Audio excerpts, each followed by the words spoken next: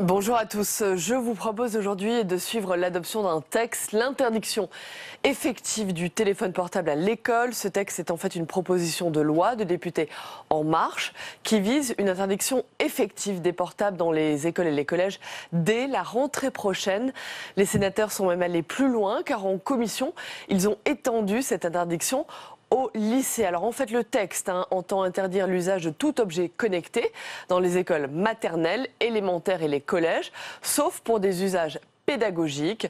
La loi va aussi apporter une sécurité juridique aux établissements, notamment sur le sujet des confiscations. C'est ce qu'a souligné le ministre de l'Éducation nationale, Jean-Michel Blanquer. Elle n'était absolument pas anodine, a conclu le ministre. Voilà, donc tout de suite je vous propose de suivre ces débats.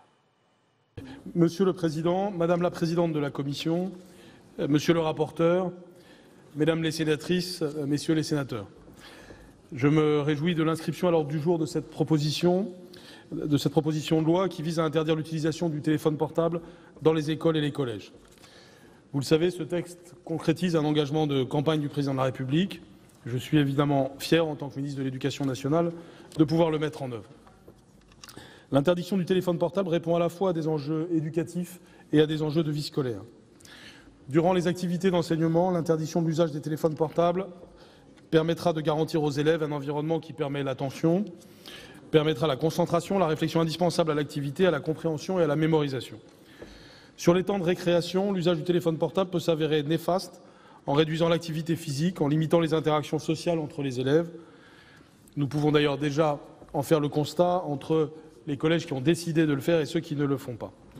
Son usage peut empêcher la construction d'une sociabilisation harmonieuse, essentielle au développement des enfants. Les chefs d'établissement le disent unanimement. Une cour sans téléphone portable, c'est une cour où les enfants jouent, discutent, chahutent, où ils vivent leur vie d'enfant. Par ailleurs, l'usage des téléphones portables est à l'origine d'une part importante des incivilités et des perturbations des établissements. Casses, raquettes, vols.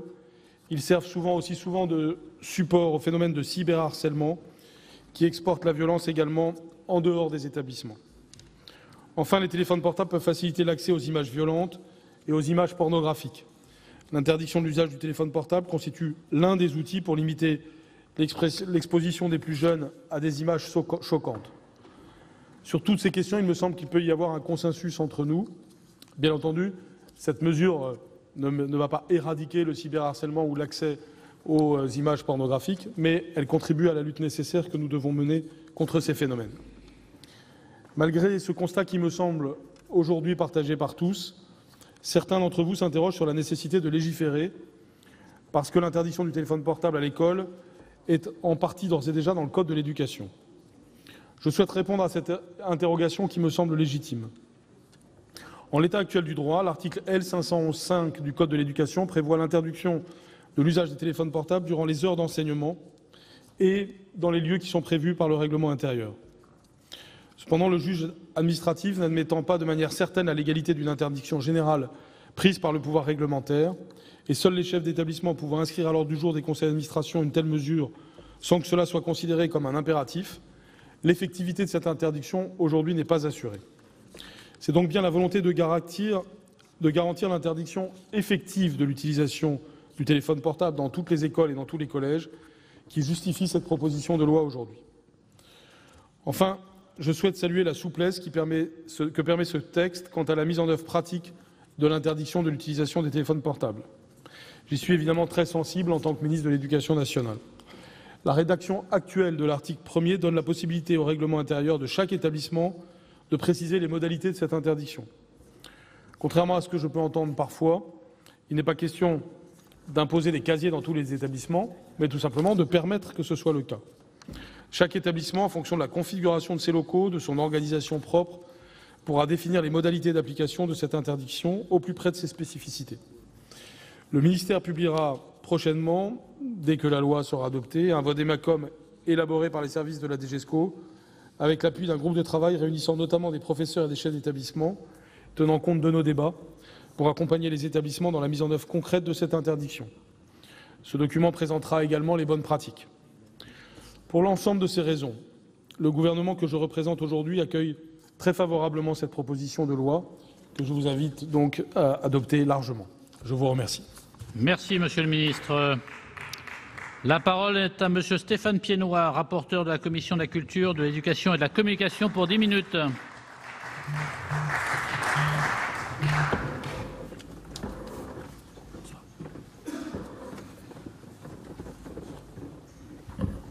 Monsieur le Président, Monsieur le Ministre, mes chers collègues, je ne vous cacherai pas que lorsque j'ai été nommé rapporteur de cette proposition de loi par la Commission Culture, Éducation et Communication, mes premières réflexions furent orientées vers le bien-fondé de ce texte. Comme bon nombre d'entre vous qui l'exprimeront sans doute dans quelques instants lors de cette discussion générale, mes interrogations portaient sur la nécessité de légiférer sur un tel sujet, si ce n'est pour mettre en œuvre une promesse de campagne du Président de la République au fort impact médiatique. L'application d'un programme électoral, fût-il présidentiel, ne me pose aucun problème. Encore faut-il qu'il corresponde à un vrai besoin, particulièrement en ces temps où l'on nous propose de réviser la Constitution avec notamment pour objectif de légiférer mieux et moins. La perception par l'opinion publique est plus nuancée qu'il n'y paraît au premier abord. Monsieur le ministre, il ne faudrait pas interpréter l'enthousiasme général que chacun d'entre nous a pu observer dans les rues ces dernières heures et dans tout le pays comme une adhésion profonde à cette initiative. Certes, les parents et les enseignants l'accueillent, cette initiative, plutôt avec bienveillance, mais ne manquent pas de faire observer qu'il est plus facile d'interdire les téléphones portables dans les écoles et les collèges que dans les prisons, où leur utilisation constitue pourtant un vrai problème. Si beaucoup d'entre vous, mes chers collègues, estiment que les dispositions de la proposition de loi ne relèvent pas du domaine de la loi, c'est parce qu'il existe déjà des dispositions législatives à ce sujet et que ces dispositions sont perfectibles.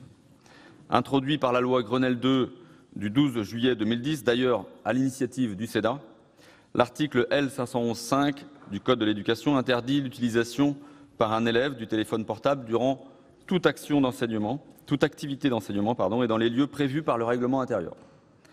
La loi de 2010 obéissait donc à une autre logique, celle de la protection des élèves des ondes électromagnétiques. Aujourd'hui, nous sommes en quelque sorte amenés à revoir notre copie, mais dans une toute autre perspective, celle de la vie scolaire et de la réussite des élèves. La présence dans les établissements scolaires des smartphones, qui équipent près de 9 adolescents sur 10, et l'utilisation de ces smartphones sont lourdes de conséquences dans la vie quotidienne des établissements scolaires. D'abord parce que leur utilisation perturbe les enseignements et constitue un facteur d'indiscipline en classe. La sollicitation permanente des élèves a des conséquences directes sur leur capacité d'attention et d'apprentissage. Aucun élève ne peut en effet à la fois prêter pleinement attention au professeur et envoyer en même temps des messages sur son smartphone. Ensuite, il faut évoquer les conséquences parfois graves de l'utilisation de ces smartphones. Prise de vue sans consentement, harcèlement sur Internet, exposition à la pornographie. Du fait de leur prix également, ils sont aussi l'objet de vols et de querelles. Enfin, alors que l'école est un lieu de sociabilité, l'usage du smartphone alimente le repli sur soi de certains élèves. Les auditions que je menais permettent de conclure que lorsque l'utilisation des téléphones portables a été interdite dans toute l'enceinte de l'établissement, comme cela est déjà le cas dans certains, cela s'est traduit par des conséquences positives tant sur les apprentissages que sur le climat de la vie scolaire et la vie scolaire. La simplicité et la lisibilité de l'interdiction facilitent son appropriation par les élèves et leurs parents. Son extension à l'ensemble de l'établissement s'est traduite par un moindre nombre d'incidents en classe, où l'usage était déjà interdit, et par un moindre nombre de confiscations. En outre, le climat scolaire s'est amélioré et l'on observe une plus grande socialisation entre élèves, les jeux de ballon par exemple faisant leur retour dans les cours d'école. Pour en revenir au cadre juridique, l'article 511-5 du Code de l'éducation, dans sa rédaction en vigueur, présente deux défauts majeurs. Le premier, en ce qu'elle distingue les activités d'enseignement, pendant lesquelles l'utilisation du téléphone portable est interdite, des autres temps de présence dans les établissements. Cette disposition ne permet pas au règlement intérieur d'interdire l'utilisation du téléphone portable de manière générale et absolue. Hors de la classe, la liberté d'usage doit demeurer la règle. Si un grand nombre d'écoles et de collèges, dans des proportions que le ministère est incapable de mesurer, mettent en œuvre cette interdiction, la légalité de cette mesure est très fragile et dans certaines académies, les services juridiques des rectorats s'y opposent. Deuxième défaut majeur de la rédaction actuelle, en interdisant de manière absolue toute utilisation du téléphone portable pendant les activités d'enseignement. L'article 511.5 place les établissements et les enseignants ayant recours à ce que l'on nomme le Bring Your Own Device, BIOD, que l'on peut traduire en français par apporter votre propre appareil. Donc place ces établissements dans une situation d'illégalité. Cela est problématique dans la mesure où le BIOD tend à se développer. Un certain nombre de collectivités territoriales envisagent en effet d'y recourir afin de rompre avec les politiques d'équipement de l'ensemble des élèves, très coûteuses et souvent peu efficientes. Se pose également la question de la confiscation, qui constitue, après la réprimande, la solution la plus courante pour mettre fin à une utilisation illicite du téléphone portable. Son cadre juridique est incertain et fait l'objet d'interprétations contradictoires. Si elle est largement pratiquée, elle n'est mentionnée dans les circulaires ministérielles que dans le cas d'objets dangereux ou toxiques, ce qui n'est évidemment pas le cas pour les téléphones portables. Notons que le site servicepublic.fr affirme, je cite, que la confiscation du téléphone portable n'est pas autorisée. Les chefs d'établissement et les enseignants rencontrés nous ont fait part de leur souhait de voir sécuriser leurs pratiques et clarifier ce cadre juridique, d'autant que la confiscation est souvent la principale source de tension avec les récalcitrants. Y avait-il urgence à légiférer sur cette question au milieu d'une session extraordinaire particulièrement chargée? Je vous en laisserai juge, mes chers collègues. Amenée à se prononcer sur ce texte, notre commission a pris le parti d'adopter une démarche constructive visant à améliorer ces dispositions dans l'intérêt général. La proposition de loi clarifie en effet le cadre législatif de l'interdiction du téléphone portable. À l'autorisation de principe dans l'établissement assortie d'une interdiction absolue dans la classe, l'article 1er substitue une interdiction de principe dans l'établissement, le conseil d'école ou d'établissement pouvant y définir des exceptions, y compris en classe. J'insiste sur la nécessité, à mes yeux, de renvoyer au conseil d'école ou au conseil d'administration la définition des lieux et des circonstances dans lesquelles il peut être dérogé au principe d'interdiction. Cela permettra d'adapter la portée de l'interdiction au contexte de chaque établissement et, à l'occasion de la révision du règlement intérieur, de construire un consensus au sein de la communauté éducative sur cette question qui facilitera, me semble-t-il, l'application de la règle. Notre commission a considéré qu'en clarifiant ainsi le cadre législatif, la proposition de loi donnait une plus grande sécurité aux chefs d'établissement et aux enseignants et qu'elle envoyait un signal fort aux élèves et à leurs parents.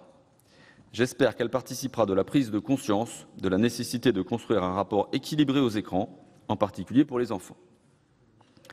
Les apports de la commission de la culture obéissent donc à 3 principes: cohérence, confiance et simplification. Cohérence tout d'abord avec l'extension du champ de la proposition de loi aux lycées, qui ne sont évidemment pas épargnés par les difficultés liées à l'utilisation du téléphone portable. Compte tenu de la différence d'âge et de situation, nous avons fait le choix d'un régime ad hoc, distinct de celui applicable dans le primaire et les collèges. Il s'agit, en quelque sorte, d'une autorisation d'interdire donnée au conseil d'administration, ce qui est, vous en conviendrez, particulièrement à propos 50 ans après mai 68. Deuxièmement, la confiance envers les chefs d'établissement et les enseignants, en laissant les établissements justement libres de fixer les règles les plus appropriées à leur situation particulière, sans les enserrer dans une réglementation bavarde et inutilement précise. C'est en particulier le cas s'agissant de la confiscation des appareils. Le texte adopté par l'Assemblée nationale entrait sur ce point dans un luxe de détails inutile et nuisible. Notre commission a entièrement réécrit ces dispositions pour n'en conserver que le principe et renvoyer ces modalités d'application aux établissements qui sauront adapter leur règlement intérieur en fonction de leur situation. La simplification, enfin, par la suppression des dispositions ne relevant pas du domaine de la loi ou non normatives, ainsi que des précisions inutiles. Cette proposition de loi, somme toute modeste, ne doit pas nous exonérer d'un débat plus global sur la place du numérique dans l'éducation et d'une éducation au numérique, dont la présidente de la commission, Catherine Morin-Desailly, a rappelé l'urgence dans son récent rapport d'information. Dans son ouvrage « Transmettre, apprendre », Marcel Gauchet observait qu'il est impossible à l'école, au risque de se détruire, d'être complètement en phase avec le contemporain. Sa fonction de tradition lui impose d'être toujours en décalage avec les mutations sociales et techniques, ainsi d'ailleurs qu'avec l'événement. L'institution scolaire est dans une autre temporalité, faite de rapport au passé, d'anticipation raisonnée du futur et de lenteur dans l'acquisition des savoirs. Puisse ce texte contribuer à ce que l'école demeure fidèle à sa vocation, qu'elle soit un lieu de concentration, de sociabilité et d'apaisement, où les élèves de notre pays sont mis dans les meilleures conditions pour apprendre et s'élever. Je vous remercie. Merci, monsieur le rapporteur. Nous passons à la discussion de la motion tendant à opposer la question préalable. Monsieur Jean-Jacques Lozach et les membres du groupe socialiste et républicain ont déposé une motion distribuée tendant à opposer la question préalable à la proposition de loi en discussion. Pour la motion, Madame Claudine Lepage pour une durée de 10 minutes.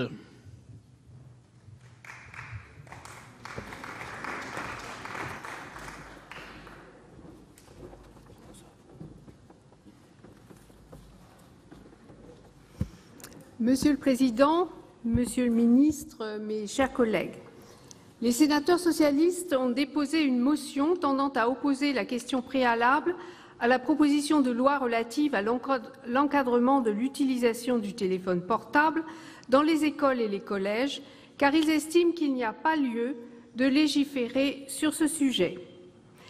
N'imaginez pas que le dépôt de cette motion traduise de notre part un excès d'angélisme.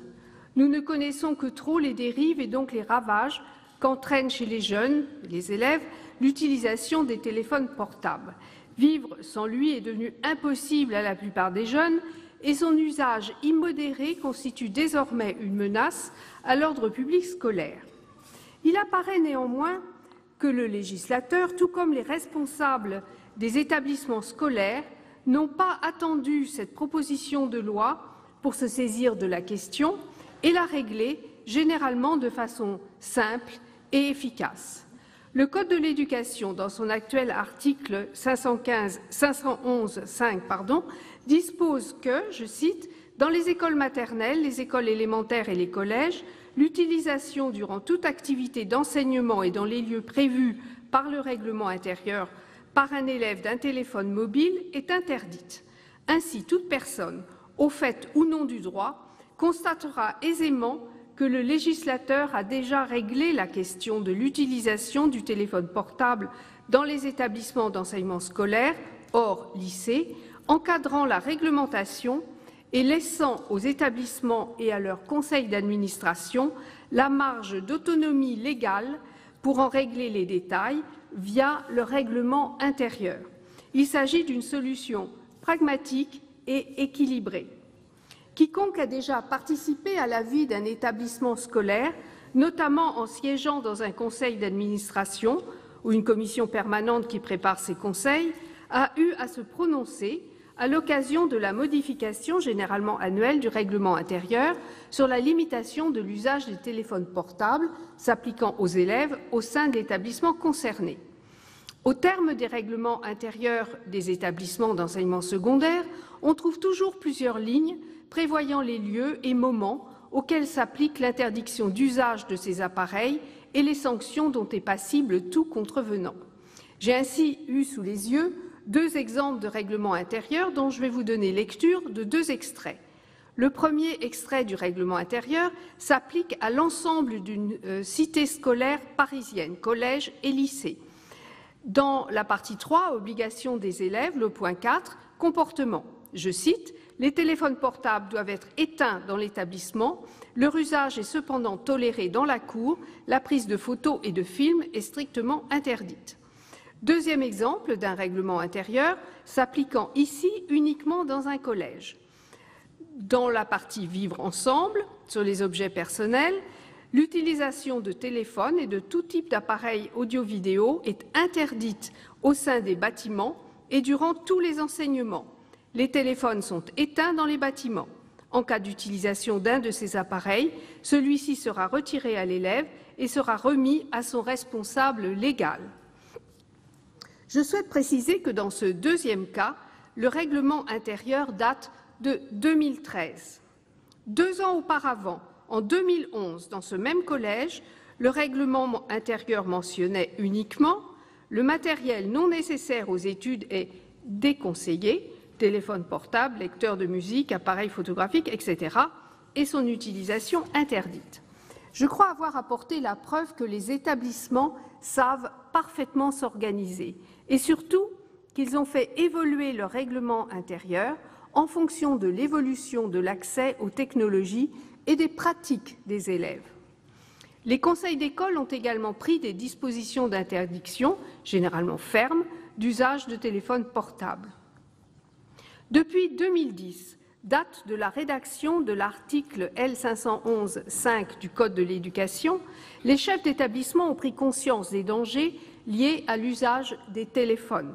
Ils ont fait voter des mesures de réglementation, voire d'interdiction de leur usage dans le cadre des débats qui ont lieu dans les conseils d'administration et commissions permanentes et auxquels participent des représentants de tous les membres de la communauté éducative.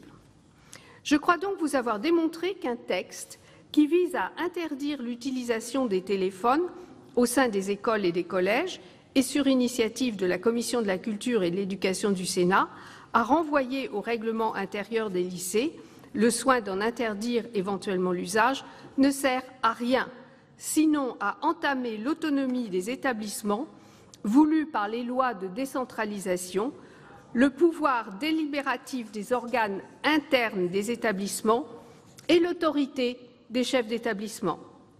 Semblant ignorer ces évidences, la proposition de loi nous propose une interdiction pure et simple, à l'exception des lieux et circonstances dans lesquels le règlement intérieur l'autorise expressément. Loin de simplifier la tâche des établissements, chers collègues, ce nouveau dispositif inverse la logique qui prévalait pour fonder les interdictions et va complexifier la mise en place de règles claires. L'utilisation du téléphone ne sera plus interdite là et quand le règlement le prévoira, mais elle sera au contraire permise là et quand le règlement le prévoira. Il est toujours beaucoup plus compliqué de prévoir in extenso des exceptions que de fixer une interdiction claire. Je suis d'autant plus étonnée par cette proposition de loi car ma connaissance, après avoir entendu nombre des représentants des membres de la communauté éducative, ni le syndicat majoritaire des personnels de direction, ni les représentants des parents d'élèves n'étaient demandeurs d'une telle modification législative. Seule une extension au lycée de l'actuel dispositif de l'article 511-5 du Code de l'éducation et non d'un raisonnement inversé voulu par l'article 1 pouvait se justifier. Je ne vous ai lu qu'un seul extrait de règlement intérieur de lycée, mais tous ont, dans leur grande majorité, anticipé sur la législation. On demande donc une fois de plus au Parlement de servir de caution à la communication du gouvernement et à sa majorité. Et le message transmis est incomplet et donc malhonnête. Je m'étonne également de la démagogie dont a fait preuve la majorité de l'Assemblée nationale. Sans doute conscient que le dispositif prévu par la proposition de loi était fort contestable, les députés ont souhaité compléter le texte par plusieurs articles additionnels pour, soi-disant, renforcer l'éducation à l'utilisation d'Internet et des outils numériques. Néanmoins, l'un des articles du Code de l'éducation que se proposaient de compléter les députés, par l'article 2, était de portée bien trop générale pour qu'il soit fait mention de l'éducation à l'utilisation d'Internet et des services de communication au public en ligne. Sur proposition de notre rapporteur, il a fort heureusement été supprimé lors du débat en commission. Les deux autres articles ajoutés ne bouleversent en rien l'arsenal déjà prévu par le Code de l'éducation pour sensibiliser les élèves et étudiants aux dangers d'Internet. Modifié par l'article 3, le dispositif existant du Code de l'éducation qui prévoit déjà une formation à l'utilisation des outils numériques et de leur contenu, ainsi qu'au respect de la vie privée, des données personnelles et des droits d'auteur et voisins, pour indiquer qu'il s'agira désormais d'une utilisation responsable ou encore substituer à la sensibilisation une éducation aux droits et devoirs liés à l'usage d'Internet et des réseaux, ne révolutionnera en rien l'éducation à l'utilisation des outils d'Internet et aux droits et devoirs de l'internaute. De telles modifications prêterait presque à sourire si elle n'était englobée dans ce texte. On ne pourra également que s'étonner de la précision figurant à l'article 4 de la PPL qui dispose que les projets d'école et d'établissement pourront prévoir des expérimentations sur l'utilisation des outils et ressources numériques. La nature législative d'une telle disposition n'est pas avérée et dans la pratique, les projets d'école et d'établissement sont déjà très souvent axés autour de cette utilisation. Ces articles ajoutés par l'Assemblée nationale, de portée normative extrêmement limitée, permettront vraisemblablement au législateur de se donner bonne conscience. Il estimera sans doute avoir agi de façon préventive et pas seulement de manière coercitive par le seul dispositif de l'article 1. Nous n'envisageons pas ainsi notre rôle de législateur. Rien ne justifiait de demander au Parlement de travailler sur un sujet certes très important, mais dont les solutions ne résident pas dans la mise en œuvre d'une nouvelle loi, mais dans une application plus stricte de celle existante et dans davantage d'éducation parentale et de pédagogie scolaire. Merci. Toutes ces raisons nous amènent à considérer qu'il n'y a pas lieu de débattre sur la proposition de loi relative à l'encadrement de l'utilisation du téléphone portable dans les écoles et les collèges et à demander au Sénat de bien vouloir adopter notre motion Merci, tendant chers à collègues. opposer la question préalable. Merci, chers collègues. L'avis de la commission, monsieur le rapporteur.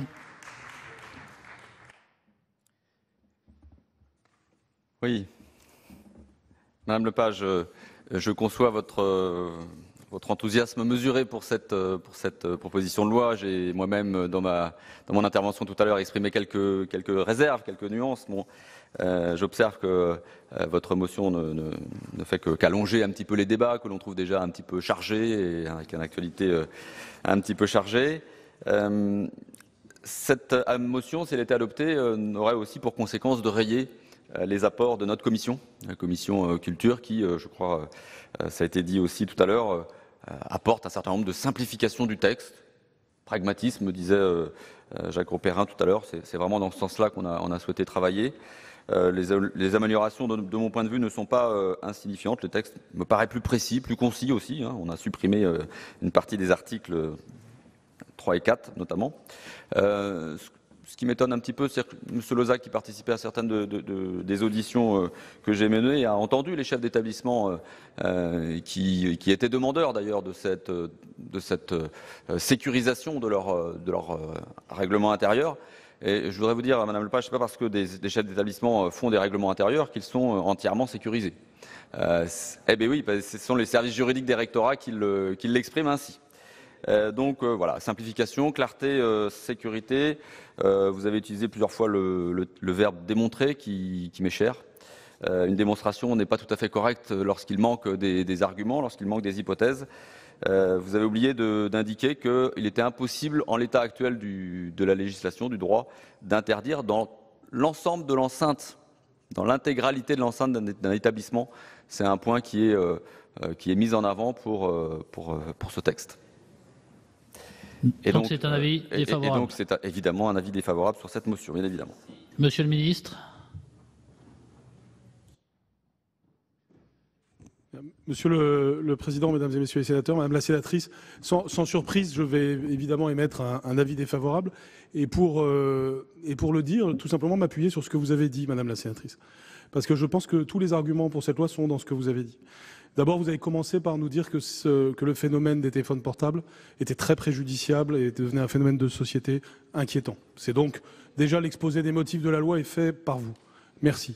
Ensuite, vous avez dit que c'était une opération de communication du gouvernement, mais la moitié de votre propos a consisté à dire que cette proposition de loi était néfaste substantiellement, c'est-à-dire qu'elle portait atteinte à l'autonomie des établissements en particulier, c'est ce que vous avez dit. Donc, si elle est substantielle, elle n'est pas une pure opération de communication, elle change en effet l'ordre des choses et donc elle a un contenu. Au demeurant, je voudrais en profiter pour dire que si c'était une simple opération de communication, procès qui nous a été fait aussi au débat devant l'Assemblée, je trouve qu'elle serait peu réussie. Alors il se trouve qu'aujourd'hui elle serait particulièrement peu réussie, parce que je ne pense pas que nous allons faire l'actualité avec ça. Il aurait été beaucoup plus simple pour moi si telle était mon analyse juridique, de faire un décret plutôt qu'une loi sur un tel sujet. Donc ce n'est pas par masochisme que je suis devant vous, même si j'ai toujours plaisir de l'être, mais c'est tout simplement la suite d'une analyse juridique faite par les services juridiques du ministère.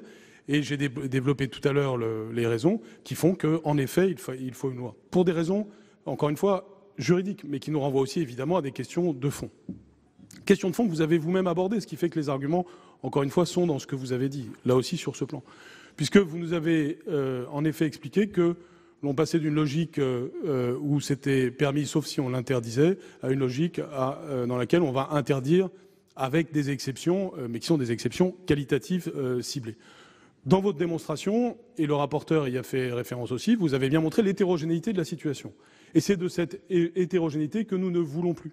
Parce que oui, Madame la sénatrice, il y a en effet aujourd'hui des collèges qui ont des bonnes pratiques et qui, et vous avez auditionné certains principaux en la matière, qui en effet constatent que l'interdiction a amené une amélioration de la vie scolaire. Et oui, nous voulons que ce soit le cas dans tous les collèges de France. Si je devais résumer l'argument, il est aussi simple que cela, et bien entendu dans toutes les écoles primaires aussi.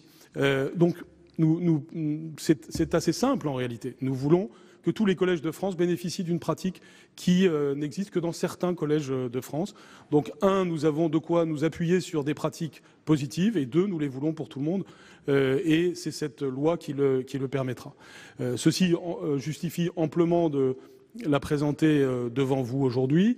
Ensuite, on pourra rentrer dans plusieurs détails au sein de la discussion, je ne vais pas le faire maintenant, mais qui prouverait davantage encore, s'il en était besoin, le caractère substantiel et apportant des éléments nouveaux de cette proposition de loi. Je pense en particulier, par exemple, au sujet de la confiscation et ce faisant de la sécurité juridique que cette loi va apporter aux établissements. Donc je pense que c'est une proposition de loi très significative. Elle n'est pas du tout anodine. On peut en discuter sur le fond, bien sûr, on peut être en désaccord, mais si on pense qu'il y a un phénomène de société néfaste, si en écoutant les chefs d'établissement, on a vu que ceux qui l'avaient interdit en étaient satisfaits et que ceux qui ne l'ont pas fait se trouvent dans une situation négative, eh bien je trouve que ce serait un fort mauvais service à rendre à l'intérêt général de nos établissements que de gêner l'arrivée de cette nouveauté législative. Merci, Monsieur le Ministre. Donc je vais mettre aux voix la motion tendant à opposer la question préalable avec un avis défavorable de la Commission, un avis défavorable du Gouvernement. Je rappelle que l'adoption de cette motion entraînerait le rejet du texte. Qui est pour la motion?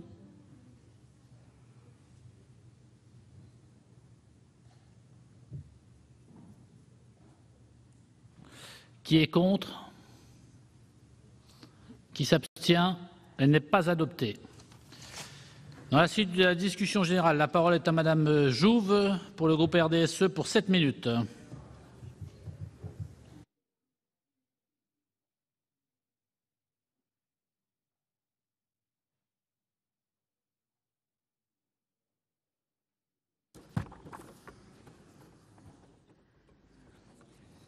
Monsieur le Président, Monsieur le Ministre, Monsieur le Président de la Commission, Monsieur le rapporteur, mes chers collègues. Il y a maintenant plus d'un demi-siècle, les récepteurs de télévision entraient progressivement dans les foyers français. Ils allaient bien souvent y bouleverser les habitudes. Ces profonds changements semblent aujourd'hui pourtant bien modestes, à côté de ce que représente depuis plus d'une décennie l'omniprésence d'Internet et des supports d'utilisation mobile qui l'accompagnent. Leurs usages s'opèrent toujours dans, mais maintenant également aussi, hors du foyer. Qui n'a jamais levé les yeux dans une rame de train ou de métro à l'heure des migrations pendulaires pour constater que la quasi-totalité des voyageurs ont désormais les yeux rivés sur un écran? Au-delà de l'aspect utile et ludique de l'outil, sa pratique est clairement addictive. Et comme pour toute pratique addictive, nous avons un devoir de vigilance tout particulier à l'égard de nos enfants. Dans le cadre scolaire, l'équipement massif en mobile multifonction des élèves, près de 86% d'entre eux entre 12 ans et 17 ans désormais, ne va pas sans poser des difficultés notables. Tout d'abord parce qu'il est source de repli sur soi, à un âge où nos adolescents ont déjà une tendance à l'isolement. Certains jeunes s'enferment de fait dans un espace où la parole des adultes, habituellement source de modération, est exclue et où seule la parole adolescente a droit de citer. Par le biais des réseaux sociaux, ils se retrouvent ainsi exposés à des formes de harcèlement particulièrement dévastatrices.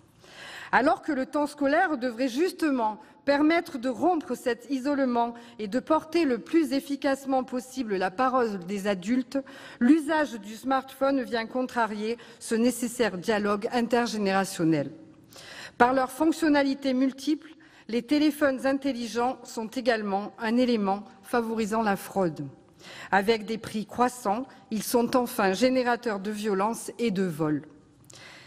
S'ils dégradent la qualité du climat scolaire, la présence du téléphone portable dans nos écoles, collèges et lycées pose aussi un enjeu pédagogique. Leur utilisation récurrente en classe conduit les enseignants à consacrer à la discipline un temps qui ne profite pas à l'instruction. Incontestable facteur de dispersion, on constate en outre aisément que l'interdiction des téléphones portables au sein des enceintes scolaires s'accompagne généralement d'un regain de concentration et d'une amélioration des résultats, notamment chez les élèves les plus en difficulté. Cette nécessité d'agir, la communauté éducative en a pris conscience depuis longtemps.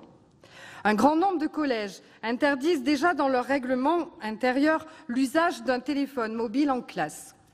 Toutefois, si cette pratique a déjà cours, celle-ci se fait aujourd'hui dans un cadre juridique incertain.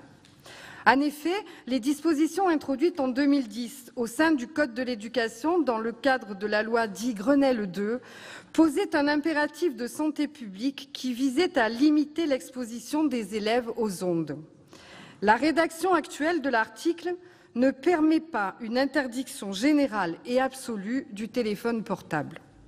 En effet, en dehors de la classe, la libre utilisation demeure la règle et les interdictions étendues à l'ensemble des enceintes scolaires présentent une fragilité juridique. En outre, le cadre de la confiscation fait également aujourd'hui l'objet d'interprétations diverses. Au sein des circulaires ministérielles, il n'en est fait mention que dans le cas d'objets toxiques ou dangereux. Enfin, les dispositions actuelles ne permettent pas l'utilisation des mobiles multifonctions dans un cadre pédagogique en classe. Après avoir précédemment procédé à l'équipement des élèves en outils numériques avec des résultats mitigés, nos collectivités territoriales privilégient en effet aujourd'hui l'utilisation d'un matériel appartenant déjà aux élèves. Le texte qui nous est présenté ce jour par notre rapporteur et la Commission de la Culture et de l'Éducation nous semble apporter des réponses à même de remédier à cette insécurité juridique. Il nous est également proposé d'élargir, dans un souci de cohérence et d'exhaustivité, le champ du texte au lycée, avec toutefois un régime d'encadrement spécifique. Sur le fond de cette réforme, le groupe RDSE rejoint la préoccupation qui est celle de Monsieur le rapporteur, de nous doter d'outils plus adaptés sur un enjeu éducatif et de santé publique majeur. Si nous partageons également la volonté de nos collègues de préserver l'autonomie de la communauté éducative, qui demeure la plus à même d'évaluer et de faire évoluer ses règles de fonctionnement, nous sommes convaincus que celle-ci est aujourd'hui dans l'attente d'un cadre plus sécurisant. Sur la forme, comme beaucoup d'entre nous sur ces bancs, nous nous montrerons beaucoup plus réservés. Le gouvernement et sa majorité ont choisi la voie législative pour mener à bien cette réforme. D'autres biais auraient sans doute pu convenir également pour parvenir à un résultat identique, même s'il faut bien reconnaître les lacunes de l'article 511.5 du Code de l'éducation. Le calendrier retenu pour l'examen de la présente proposition de loi prête aussi au questionnement, alors que les textes d'envergure se succèdent. Nous sommes nombreux à penser que le temps parlementaire pourrait aujourd'hui être mieux utilisé. Nous l'étions encore la semaine passée quand le Parlement réuni en congrès a été convoqué à Versailles pour entendre le président de la République prononcer un discours dont le contenu relève habituellement plus de l'exercice de l'entretien journalistique. En dépit de ces réserves sur la forme, nous adhérons aux propositions qui nous sont faites par la Commission de la culture du Sénat. L'éducation dans le cadre scolaire passe également par le fait d'apprendre à nos enfants à vivre aussi sans écran. L'univers numérique évoluant vite, il est fort probable que de nouvelles adaptations seront prochainement à envisager, sans que celles-ci ne fassent d'ailleurs nécessairement de nouveau l'objet d'une loi. Avec le vote de ce texte, nous ne devrons pas non plus, dans l'avenir, faire l'économie d'une réflexion la plus large possible, bien au-delà des murs des enceintes scolaires, sur le rapport de chacun d'entre nous au numérique et aux écrans. Cette réflexion, le Sénat s'y emploie déjà à travers les travaux de Madame la présidente de la Commission Culture, qui a récemment produit un rapport rappelant l'urgence de la formation pour prendre en main notre destin numérique. Comme cela a déjà été le cas par le passé, sachons bâtir un rapport équilibré au progrès. Je vous remercie. Merci, chers collègues. La parole est à Monsieur Karam pour La République En Marche pour 6 minutes.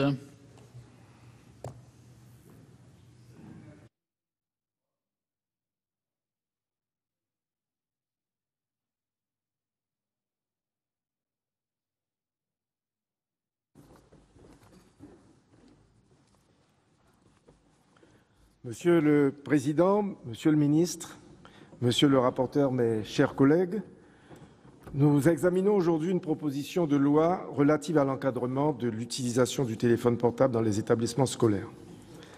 À l'Assemblée, comme dans notre commission, le changement de paradigme proposé par ce texte, substituant au régime actuel d'autorisation un régime d'interdiction assorti d'exceptions, a suscité un certain scepticisme quant à l'utilité, cela a été dit tout le temps depuis cet après-midi, de légiférer.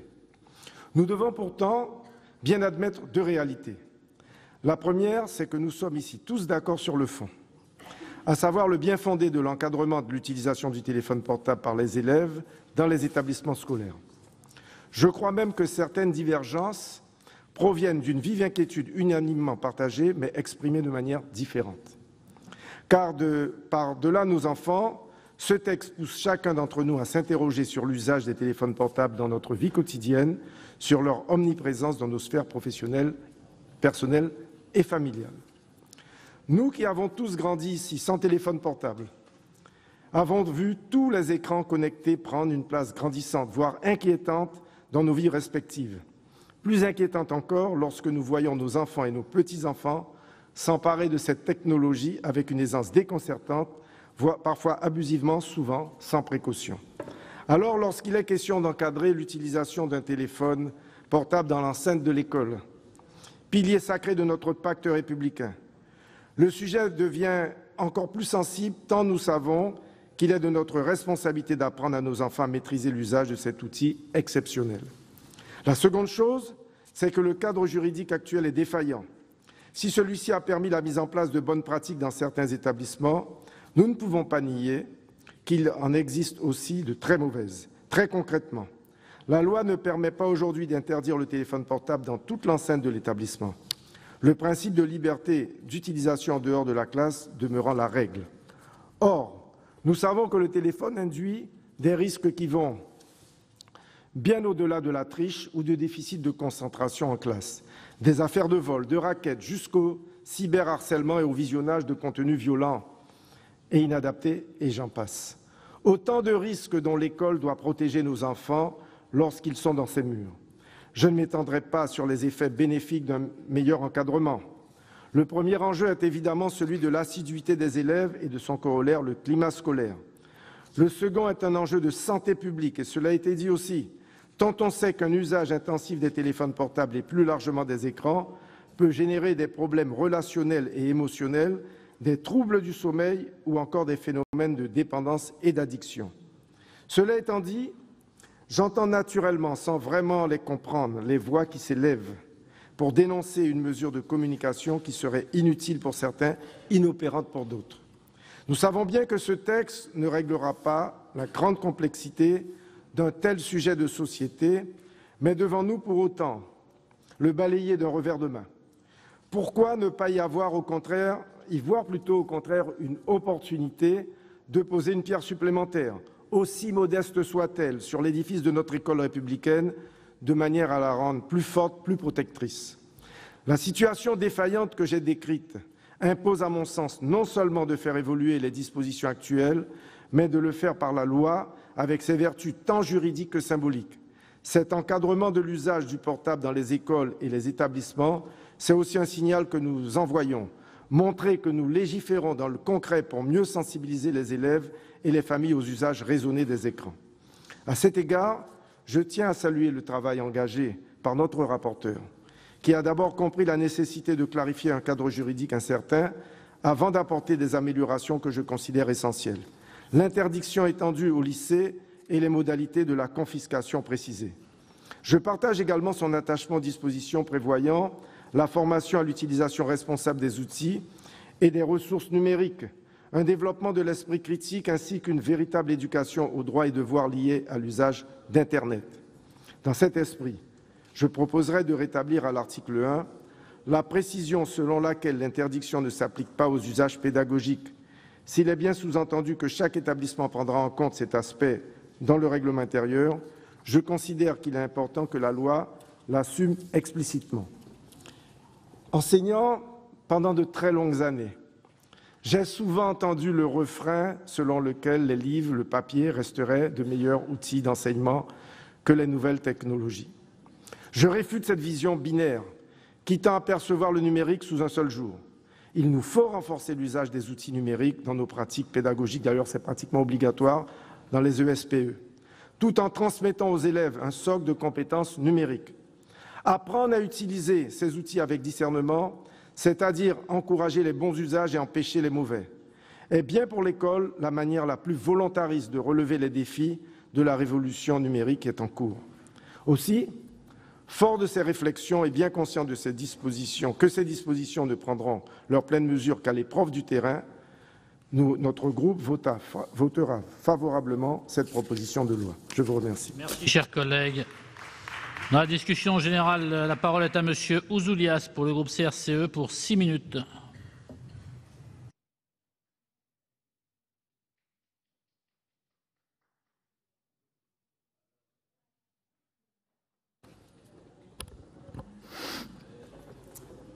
Monsieur le Président, Monsieur le Ministre, chers collègues, lead justice. Lead justice, cette expression désigne pour les institutions de l'Ancien Régime une procédure par laquelle le souverain pouvait imposer sa décision au Parlement.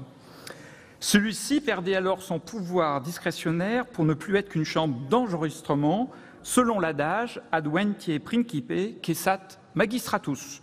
Quand le prince vient, le magistrat s'interrompt.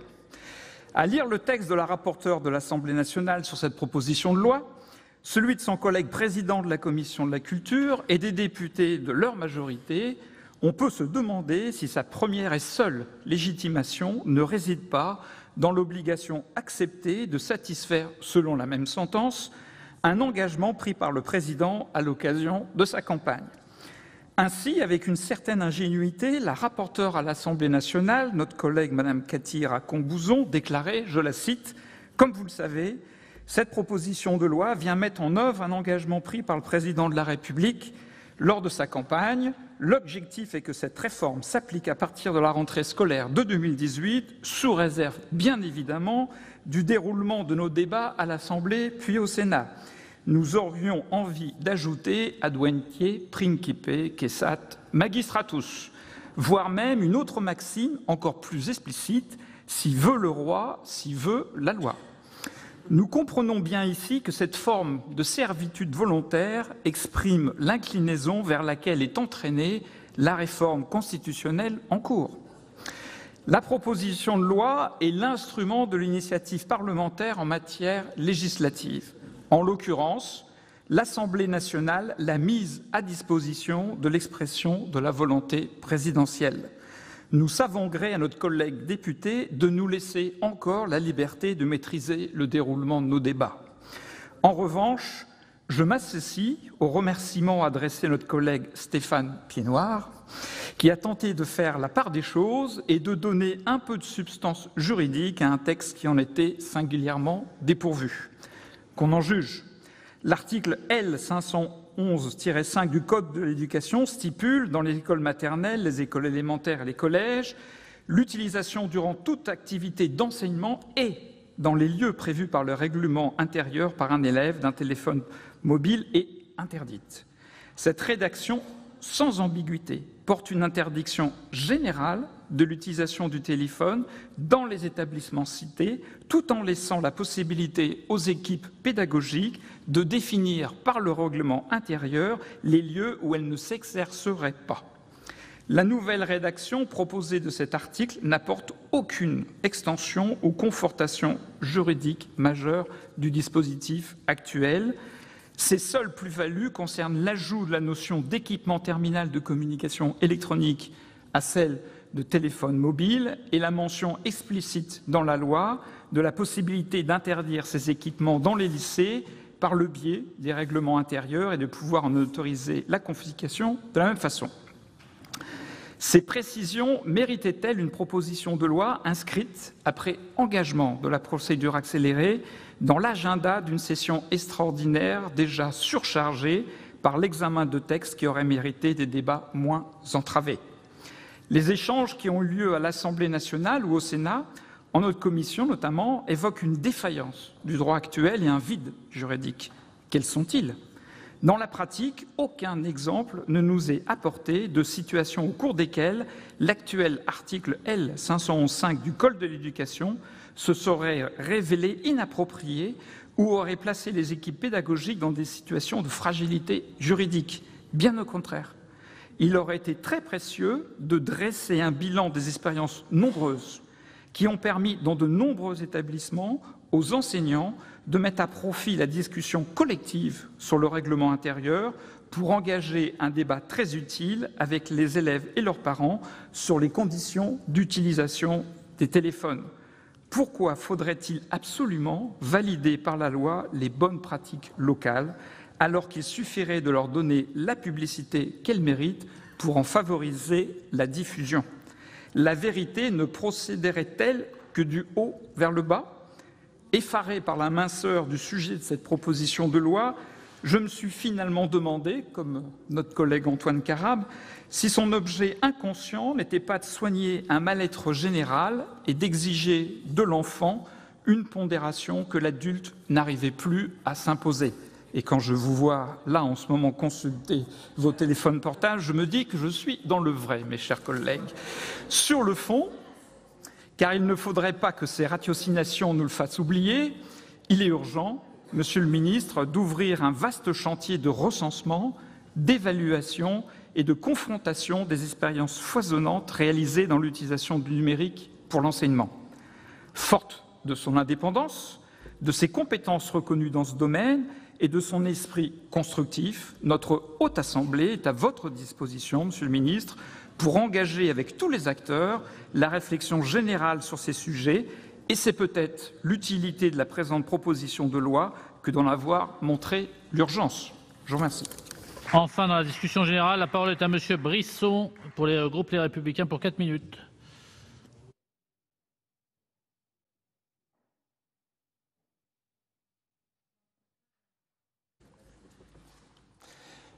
Monsieur le Président, Monsieur le Ministre, Monsieur le Rapporteur, Monsieur le Vice-président de la Commission.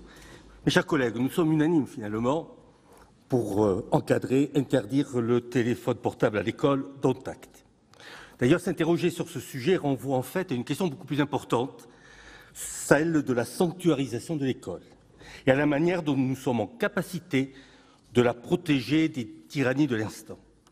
En effet, comme l'a dit le rapporteur tout à l'heure, si l'école est un lieu de transmission des savoirs, des savoir-faire et des savoir-être, elle est aussi un lieu de prise de distance par rapport au quotidien, au bruit de la rue, une sorte de sanctuaire laïque et républicain.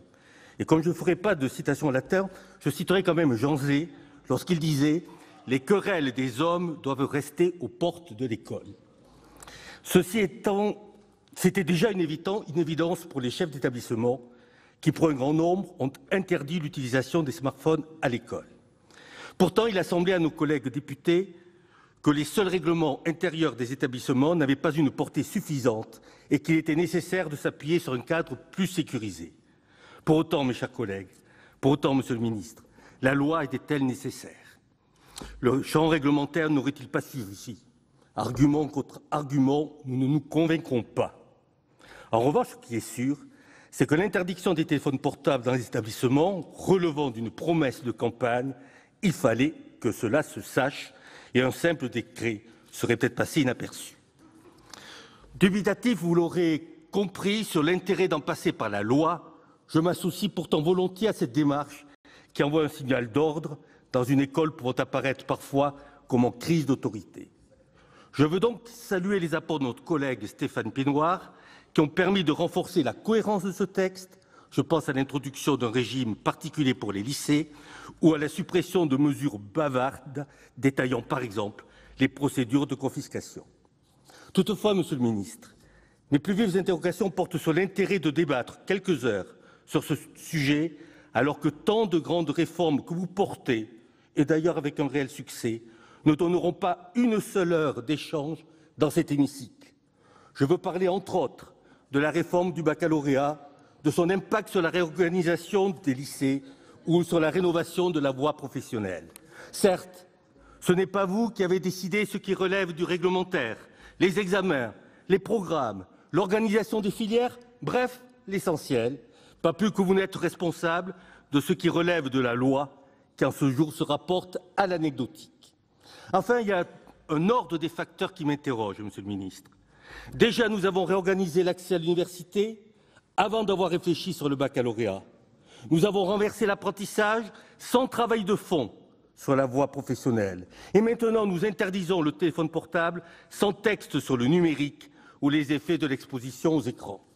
Ce dernier sujet est pourtant essentiel et notre présidente de commission y attache avec juste raison une grande importance et a rendu un rapport riche en préconisations.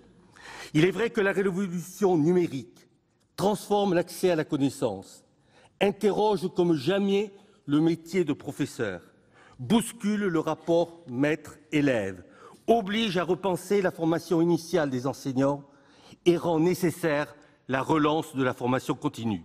Et c'est sur ces sujets, Monsieur le Ministre, que nous espérons pouvoir un jour débattre, car nous sommes persuadés que vous avez beaucoup de choses à nous dire et un cap à fixer.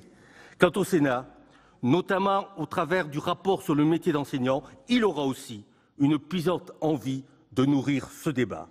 Alors là, Monsieur le Ministre, mes chers collègues, puisqu'il faut légiférer sur le téléphone portable, eh bien ce soir, légiférons. Nous passons à la discussion du texte de la Commission. À l'article 1er, j'ai une demande de prise de parole de Monsieur Bonhomme. Merci Monsieur le Président, Monsieur le rapporteur, Monsieur le Ministre. L'interdiction du portable dans les écoles est une mesure de bon sens qui amène un sujet plus vaste et plus profond, celui de la place du numérique à l'école. L'école doit être préservée. En ce sens, elle doit être un sanctuaire à l'abri de l'ère du temps et de la société. Comme vous l'avez rappelé, la société dans ses diverses évolutions peut menacer l'école comme lieu de transmission de la connaissance. La violence, la pornographie, la pression du groupe, le mimétisme grégaire en sont des exemples. Internet est une formidable invention, mais nous savons tous qu'Internet, à l'école, fragilise le rapport forcément vertical et inégal, donc, et légitimement hiérarchique entre le professeur et l'élève, car à travers le téléphone portable, c'est le cheval de Troie d'Internet qui est en jeu. Il est donc urgent de préserver et de sacraliser cette indispensable verticalité de l'école, si mise à mal en quelques années. Nous ne racontons pas d'histoire. Toute l'école et toute la société a été prise de vitesse par la technologie, Internet et téléphone compris. Et c'est un leurre et une illusion que de croire que l'on pourra s'en rendre maître. Cela a été rappelé ici, l'usage du téléphone portable en classe est déjà réglementé, au moins durant toute la durée d'enseignement. Mais tout le monde fait le même constat des dégâts du téléphone portable. Problèmes relationnels, troubles de la concentration et de la mémorisation, troubles des apprentissages. Tout cela rend la classe et le milieu scolaire invivables. Nous pouvons tous observer le spectacle affligeant de ce que sont devenus les cours de récréation avec l'omniprésence du portable. Or, la classe doit être un lieu de silence, préservé de toutes les dérives de la société, sauf à accepter une dénaturation profonde de l'école. Le téléphone portable est donc à l'école une vraie calamité. C'est un sujet pour la société, certes. Regardez combien de parents sont désarmés devant l'ampleur du phénomène. Il n'y a plus aucun milieu social où la transmission du goût de lire ne soit devenue très difficile car l'enfant, l'adolescent, passe des heures de loisirs à l'écran avec ses copains. Or, c'est seulement dans la solitude que l'on peut s'épanouir à la lecture. Et c'est précisément cela que l'Internet fait perdre. C'est surtout une menace grave pour l'école et l'enseignement. C'est pourquoi l'école doit être un lieu par excellence de la déconnexion. C'est à l'écart et à l'abri d'Internet que peuvent se former les élèves. L'élève a besoin d'être soustrait au monde environnant, à son agitation, à son brouhaha. Plus généralement, cette intrusion est un outil et une menace pour l'écrit, car derrière le téléphone, c'est le règne de l'image au détriment de l'écrit, c'est le flux de l'information immédiatement disponible contre la méditation, c'est le sans distance au détriment de la réflexion, c'est le professeur concurrencé qui devient malgré lui animateur pour sauvegarder sa classe. S'il faut Tout conclure, à l'heure, cher je collègue. termine, Monsieur le Président. Vraiment une phrase. Une phrase. Monsieur Piednoir parlait de la nécessité de ne pas être dans la même temporalité que la société. J'ajouterais que l'école se doit, de ce point de vue, d'être anachronique. Merci, cher collègue. 2 amendements, pardon. Madame Cukierman. Merci, Monsieur le Président. Intervention sur l'article. Voilà, je me suis pris un peu tard. Merci, Monsieur le Président, Monsieur le Ministre, mes chers collègues. Non, moi, je crois, et par rapport à la réponse que vous avez faite, Monsieur le Ministre, aux différents collègues qui se sont exprimés dans l'intervention générale et dont finalement l'enjeu, en tout cas, de ce texte ici au Sénat repose sur l'article 1.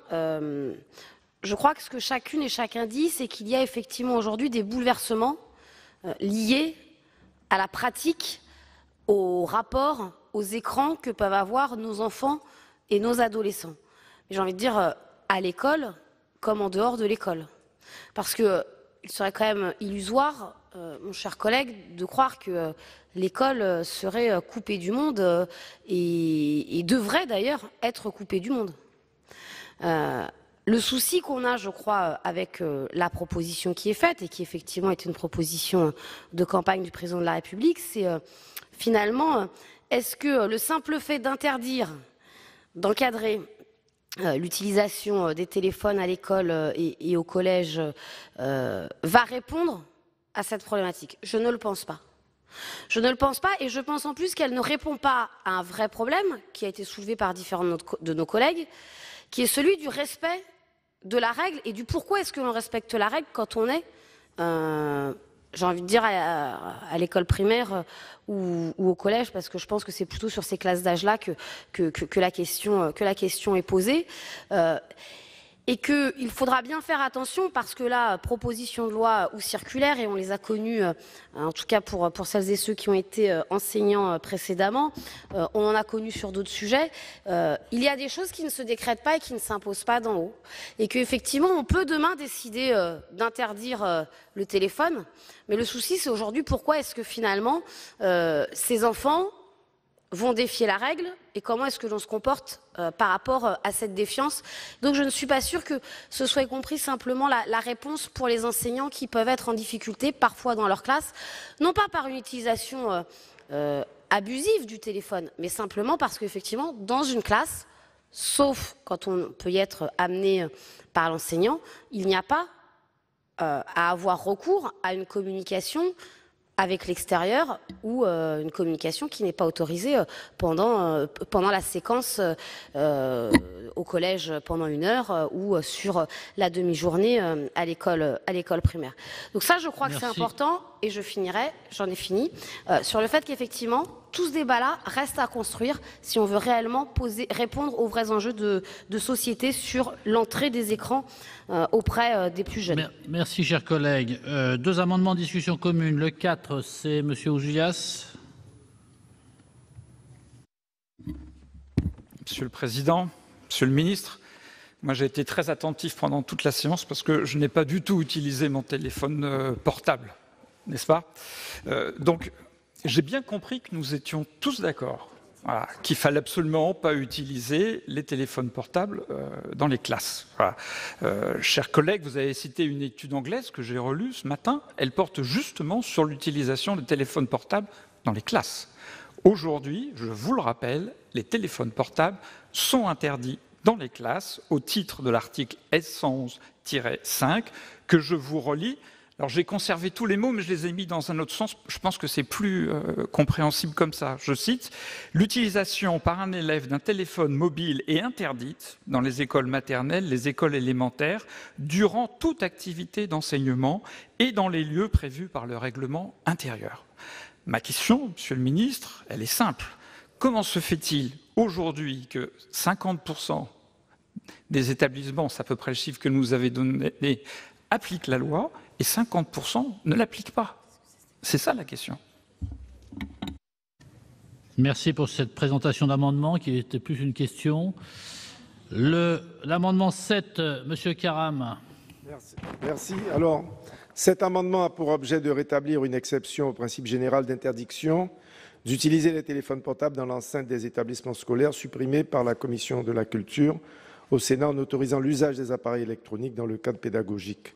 apprentissage, formation aux outils numériques. L'insertion de cette exception a pour but, mon collègue l'a dit il y a quelques minutes, de remédier à une faille de la rédaction actuelle de l'article L. 11.5 qui dispose que l'usage des téléphones portables est interdit pendant toute activité d'enseignement.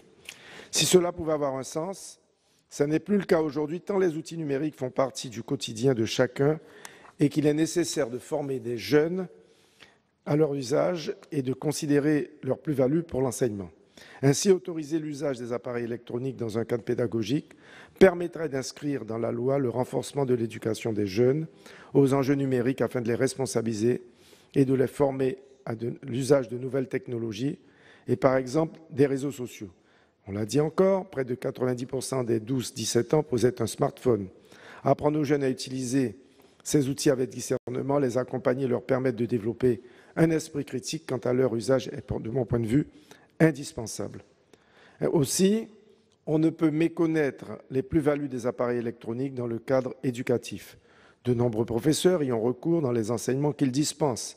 Ces outils facilitent les recherches, l'accès au contenu interactif pour les élèves et constituent aussi un atout pour les enseignants qui disposent d'une palette d'outils plus large pour préparer et animer leurs cours. Cette disposition permettra justement de favoriser des nouvelles méthodes d'enseignement. Enfin, l'éducation numérique est essentielle en vue de l'insertion des élèves dans un monde professionnel. C'est pourquoi nous souhaitons rétablir cette exception pour affirmer la dimension éducative de ce texte. Merci, chers collègues. Monsieur le rapporteur, l'avis de la Commission sur ces deux amendements. Alors d'abord sur l'amendement numéro 4, effectivement, M. Ouzoulias, la première partie rétablit la rédaction dans un autre sens, enfin rétablit quand même l'esprit de l'article L511.5, donc on a expliqué tout à l'heure dans quelle insécurité juridique ça plaçait certains établissements, certains chefs d'établissement, et l'incertitude. Voilà, donc je ne vais pas être plus long là-dessus. Sur la deuxième partie de votre amendement, il y a des précisions relatives à la confiscation. Il me semble que la première disposition est satisfaite par le texte proposé par la Commission culture. Sur la deuxième partie, elle ne me semble pas du niveau de la loi. C'est un luxe de détail, comme indiqué tout à l'heure, qui ne me semble pas important et utile de placer dans un texte de loi. Donc je vous proposerai de retirer cet amendement, sinon ce sera un avis défavorable de la Commission. Quant à l'amendement numéro 7 de M. Karam, c'est effectivement sauf pour des usages pédagogiques, c'est une mention que j'avais souhaité retirer. C'est donc un avis contraire, un amendement contraire à la position de la Commission. Il me semble que dans la rédaction actuelle de ce qui a été proposé par la Commission, ça peut faire l'objet des circonstances, des lieux et des circonstances dans lesquels l'utilisation du téléphone portable peut être autorisée par l'établissement. Ça doit faire l'objet évidemment d'une précision dans le règlement intérieur. Mais si un établissement souhaite aller vers ce type d'enseignement, il n'y a absolument pas de contre-indication dans la rédaction qui vous est proposée. Donc je pense que ces termes-là sont un peu plus lourds, sont un peu trop lourds, et c'est pour ça que j'avais souhaité les supprimer, et ce qu'avait fait la Commission d'ailleurs. Donc c'est un avis défavorable également, ou un retrait. Si... Merci, Monsieur le Ministre.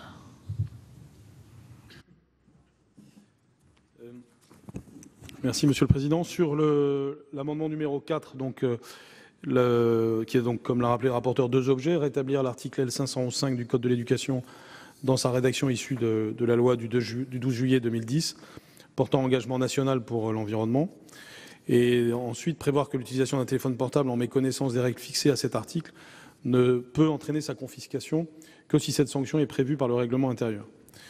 Donc, pour justifier le rétablissement de l'article L511.5 du Code de l'éducation, les auteurs de l'amendement soutiennent que la quasi-intégralité des établissements interdirait déjà l'utilisation du téléphone portable dans leurs locaux. L'objet de la proposition de loi est justement de sécuriser ces interdictions, dont la légalité pourrait être contestée dès lors que le règlement intérieur peut évidemment encadrer l'utilisation du téléphone portable dans l'enceinte des établissements scolaires. Il ne peut pas, en revanche, édicter une interdiction générale et absolue. Par ailleurs, le gouvernement souhaite que le principe de l'interdiction de l'utilisation du téléphone portable s'impose dans toutes les écoles et dans tous les collèges, sans avoir à s'en remettre à la volonté de l'autorité chargée d'adopter le règlement intérieur, à savoir le conseil d'école ou le conseil d'administration dans les collèges. Ces derniers pourront néanmoins décider, le cas échéant, des lieux et des circonstances dans lesquelles l'utilisation du téléphone portable pourrait éventuellement être autorisée, mais les auteurs de cet amendement entendent par ailleurs sécuriser le droit à la confiscation d'un téléphone portable, en précisant que cette sanction ne peut intervenir que si elle est prévue par le règlement intérieur. Or, l'objet de la proposition de loi n'est toutefois pas d'ériger la confiscation du téléphone portable en sanction disciplinaire au sens de l'article R. 511-13 du Code de l'éducation. La confiscation constitue en l'espèce une simple punition scolaire, constitutive d'une mesure d'ordre intérieur qui peut être décidée par tout personnel de direction, d'enseignement, d'éducation ou de surveillance de l'établissement. Dans ces conditions, il semble plus adapté de renvoyer au règlement intérieur le soin de préciser les modalités concrètes de sa mise en œuvre, durée, information des parents, restitution, plutôt que de les inscrire dans la loi. La confiscation de l'appareil ne fera par ailleurs pas obstacle, dès lors qu'il s'agit, comme il l'a été dit, d'une simple punition et non d'une sanction disciplinaire, à l'engagement d'une procédure disciplinaire susceptible d'aboutir au prononcé d'une des sanctions prévues à l'article R. 511-13 lorsque les circonstances le justifieront, par exemple en cas de récidive ou d'utilisation portant atteinte à l'image et à la dignité d'un élève ou d'un personnel de la communauté éducative.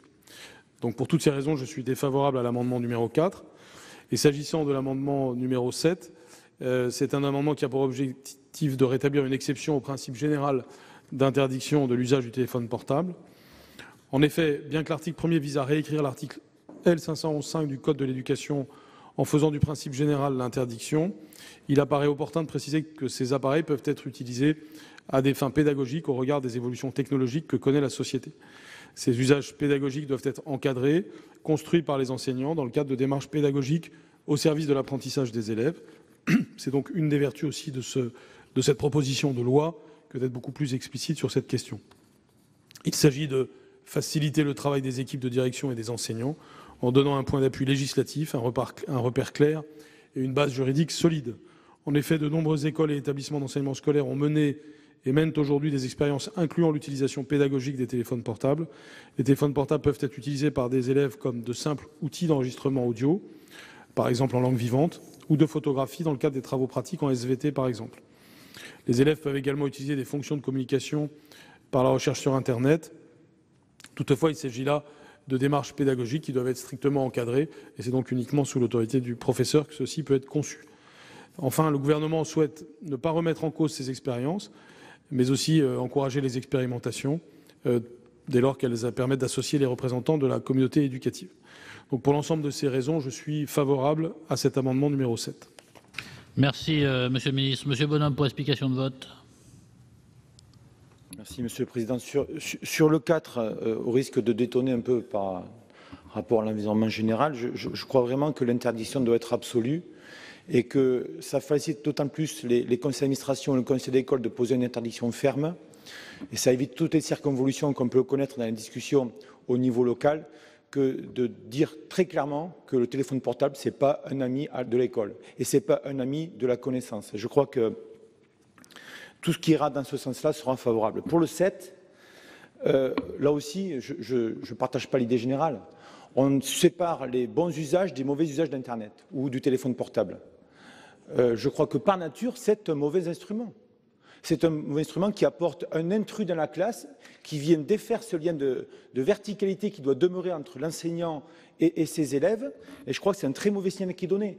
Et je vois bien qu'on est un peu gêné aux entournures. Même M. le ministre qui a pris une inflexion forte quand même depuis par rapport à son prédécesseur, je vois bien qu'il n'ose pas aller totalement au bout de sa démarche et de dire clairement les choses. C'est pour ça que je me permets d'être un peu l'interprète de sa conscience, qui n'est pas mauvaise sans doute. Mais je crois vraiment qu'on cède au totem technologique. Moi, je l'ai vu, autant les TBI, où il y a quand même le professeur qui est là pour faire le lien entre les élèves et l'écran, où tout le monde regarde la même chose, autant les tablettes et les téléphones portables a fortiori sont un élément de distraction, d'éparpillement, de baisse de concentration. Et je crois que vraiment, il est encore temps d'intervenir. Ça fait déjà d'énormes dégâts sur des générations entières, le téléphone, ou la tablette, ou l'écran. Il est encore temps d'intervenir, mais il y a des générations qui sont sacrifiées. Je m'excuse, je ne voudrais pas être provocateur. Il y a un philosophe qui a dit « Quand sera-t-il quand nous aurons des crétins connectés ?» Il faut quand même remettre la connaissance au cœur de l'école, la transmission au cœur de l'école, et ce n'est pas l'hyperconnexion qui va nous amener la connaissance nécessairement. Merci, cher collègue. Monsieur Brisson, pour explication de vote. Oui, Monsieur le Président.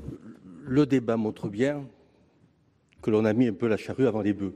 Si on avait eu dans cette enceinte un vrai débat sur les pratiques numériques, sur l'utilisation ou pas du téléphone portable qui est un outil, mais sur ce qu'est la pédagogie numérique, comment elle interroge aujourd'hui les professeurs, comment elle interroge la formation même des professeurs, comment aujourd'hui on doit davantage conduire les professeurs à apprendre plutôt qu'à transmettre des savoirs. Si on avait eu ce débat avant, peut-être qu'on n'aurait pas ces échanges-là parce qu'on les aurait replacés dans un autre contexte. On voit bien là que cette proposition de loi, pour laquelle il n'y avait pas d'urgence absolue, et la nécessité de répondre, on va y revenir, à une promesse de campagne électorale, il est important que les promesses soient tenues, mais en tous les cas, on prend la question par un petit bout de la lorgnette et obligatoirement le débat sera réducteur.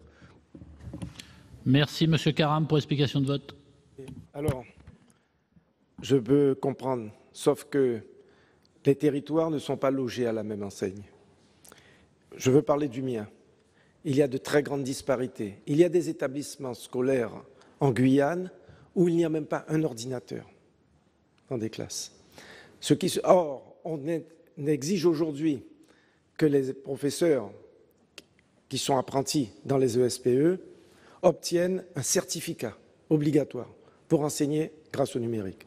Lorsqu'il n'y a pas ces équipements dans les établissements, eh bien, le professeur, il demande aux élèves de sortir leur portable parce qu'il y a des élèves qui ont des smartphones et ils arrivent à travailler.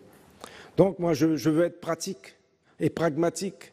C'est en ce sens que j'ai fait cette proposition, pour que l'on puisse faire avancer aussi cette pédagogie grâce au numérique, parce qu'il faut le reconnaître, on ne pourra jamais retourner en arrière.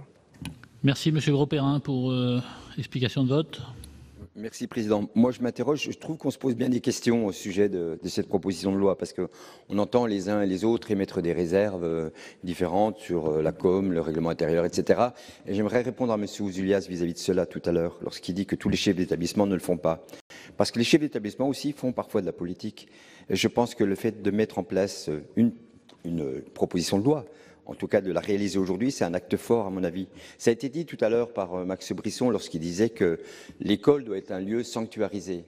Et l'école, ce n'est pas un lieu où on joue, c'est un lieu véritablement où on travaille, où on apprend. Donc moi, je pense qu'à un moment donné, ça permet d'éviter toutes ces conduites d'évitement que certains pourraient avoir. Et puis enfin, si ça garantit, comme on l'a dit tout à l'heure, l'effectivité de cette interdiction, pourquoi s'en priver ? Pourquoi chercher, faire ces circonvolutions que tu disais tout à l'heure ? Je pense qu'à un moment donné, il faut aller au direct. Merci Monsieur Ouzoulias pour explication de vote. Oui, ce sera ma dernière et je m'arrêterai là. Je pense que ce n'est pas la peine de faire durer le débat ou de jouer la montre, comme on dit ailleurs. Je partage complètement ce qui a été dit de façon très forte et très juste par M. Brisson, donc je ne le répéterai pas. Moi, j'aimerais dire à notre collègue Grosperrin, j'ai été fonctionnaire. Il y a eu une époque où, je me souviens, la circulaire ministérielle avait de la valeur. Pourquoi elle n'en a plus? Et pourquoi on est obligé de passer par la loi ce qu'on pourrait imposer par la circulaire ministérielle? Il y a une question. Voilà. Par rapport à l'amendement numéro 4, Monsieur le Ministre, c'est une forme de raisonnement par l'absurde auquel vous avez répondu. Vous nous avez dit très justement que ce que nous proposions serait mieux dans le règlement intérieur. C'est exactement ce qu'on vous propose, Monsieur le Ministre, de ne pas mettre les choses dans la loi, mais dans le règlement intérieur. Moi, j'aimerais vous citer le règlement intérieur d'un lycée dont je tairai le nom. Les élèves doivent adopter une tenue correcte en classe. Les sous-vêtements ne doivent pas être visibles. Les articles suivants sont interdits. Casquettes, shorts, décolleté excessif. Est-ce qu'un jour on va légiférer sur la surface minimum de textile à partir duquel le décolleté est considéré comme excessif? Non, non. Il vaut mieux rester dans l'interdiction générale et tout renvoyer au règlement intérieur. Merci. Merci, chers collègues. Donc je mets aux voix, pardon, Monsieur Lozach pour explication de vote. Oui, Monsieur le Président, bon, nous faisons un distinguo, je dirais, entre l'amendement 4 et l'amendement 7, mais on s'aperçoit effectivement qu'à chaque débat, à chaque amendement, on retombe sur le même dilemme, à savoir qu'est-ce qui relève de dispositions réglementaires, en l'occurrence le règlement intérieur des établissements, ou qu'est-ce qui doit relever de la loi, de la réglementation, de la disposition législative. Et effectivement, si on tombe à chaque fois sur ce type de démarche, je dirais, de procédure quasi administrative, c'est parce qu'il n'y a pas eu ce débat ambitieux, ce débat général, notamment sur la relation entre la société numérique et le système éducatif. Et en ce qui concerne, et c'est la raison pour laquelle nous voterons contre l'amendement numéro 7, là aussi on retombe sur cette incohérence, en effet. Pourquoi cette interdiction relèverait du niveau législatif alors que d'autres interdictions relèveraient simplement du règlement intérieur de l'établissement? Merci. Donc je mets aux voix l'amendement 4 avec un double avis défavorable de la Commission et du Gouvernement qui est pour, Qui est contre? Qui s'abstient? Il n'est pas adopté. L'amendement 7, avec un avis défavorable de la commission, un avis favorable du gouvernement. Qui est pour? Qui est contre? Qui s'abstient? Il n'est pas adopté. Nous poursuivons avec l'amendement 3, Madame Mello. Merci Monsieur le Président, Monsieur le Ministre, mes chers collègues. Cet amendement vise à limiter la durée journalière d'exposition des élèves aux écrans des téléphones, tablettes et ordinateurs utilisés dans le cadre des activités pédagogiques. Les écrans sont devenus la première occupation des enfants et adolescents. Scientifiques et professionnels ont alerté les parents et les pouvoirs publics sur les effets néfastes pour la santé et le développement de l'enfant de la surexposition aux écrans. Retard de l'acquisition du langage, troubles de l'attention, désorientation du regard, troubles relationnels, troubles du sommeil et myopie. Par ailleurs, une étude PISA datant de 2015 a montré que les enfants utilisant le moins les outils numériques dans le cadre scolaire en font le meilleur usage, car ils ont pu développer au préalable des capacités de synthèse et de hiérarchisation de l'information. Merci, chers collègues. L'avis de la commission, monsieur le rapporteur. Oui, bien, Monsieur le Président, je comprends l'intention sur cet amendement, Madame Mello, mais j'émets un avis défavorable pour trois raisons. D'abord, ces prescriptions ne me semblent pas relever du niveau de la loi. Il ne me semble pas utile de graver dans la loi de telles dispositions, à plus forte raison lorsqu'on fait référence à des notions scientifiques qui, par nature aussi, peuvent évoluer dans le temps. Deuxième raison, le présupposé de départ est lui aussi assez contestable. La surconsommation d'écran est d'abord et avant tout lieu à la maison et en dehors de l'établissement, sans doute. Et troisième raison de cet avis défavorable, on imagine mal la manière d'exécution, la manière de contrôler le temps d'exposition pour chaque élève, pour chaque enfant, avec des différences d'âge. Je vous demanderai soit de retirer cet amendement ou bien ce sera un avis défavorable de la commission. Monsieur le ministre. Même avis. Merci Madame Mello. Oui, je vais le retirer. Vous l'avez bien compris, c'est un amendement d'appel, une mise en garde. Vous pouvez présenter l'amendement numéro 2. Oui, bien sûr. Alors, Monsieur le ministre, mes chers collègues, cet amendement vise à protéger les enfants de l'exposition à la lumière bleue des écrans utilisés à des fins pédagogiques ou pour des raisons de santé ou de handicap pendant le temps scolaire. C'est quand même sensiblement différent du précédent. La plupart des écrans d'ordinateur, de tablettes, de téléphones émettent une lumière enrichie en bleu. Chez l'homme, la lumière bleue a des effets physiologiques et des risques associés spécifiques qui sont principalement une atteinte de la rétine d'une part et une perturbation de l'horloge biologique. L'exposition à la lumière bleue pourrait notamment être un des facteurs à l'origine de pathologies rétiniennes telles que la dégénérescence maculaire liée à l'âge. Les jeunes constituent la population la plus vulnérable car leur exposition cumulée au cours du temps sera plus importante et leur cristallin transparent ne filtre pas la lumière bleue. En vieillissant, le cristallin s'opacifie et prend une coloration progressivement jaune, faisant office de filtre physiologique. Alors bien sûr, au fil du temps, les appareils peuvent évoluer, mais bon, ne pourrait-on pas, surtout pour ceux qui utilisent les écrans pour raisons de santé, prévoir un filtre en milieu scolaire? Merci. Merci, chers collègues. Monsieur le rapporteur. Oui, là encore, je partage l'intention, mais cet amendement a été examiné en commission et rejeté en commission. C'est une intention généreuse, mais qui ne relève pas de la loi, me semble-t-il. Et donc, je propose un avis défavorable de la commission. Monsieur le ministre. Même avis. Même avis. Madame Mello. Je vais le retirer en espérant que on pourra tenir compte de cette situation. Merci. Je vous remercie, Madame Mello. Je mets aux voix l'article 1er. Donc, qui est pour l'article 1er? Qui est contre? Qui s'abstient? Il est adopté. L'article 2 a été supprimé. À l'article 3, un amendement numéro 5, Monsieur Ouzoulias. L'avis de la commission, monsieur le rapporteur. C'est un avis défavorable puisque les modifications qu'apporte l'article 3 ne nous semblent pas entièrement dépourvues d'intérêt, pour dire les choses comme ça. Donc un avis défavorable. Monsieur le ministre. Oui, même avis.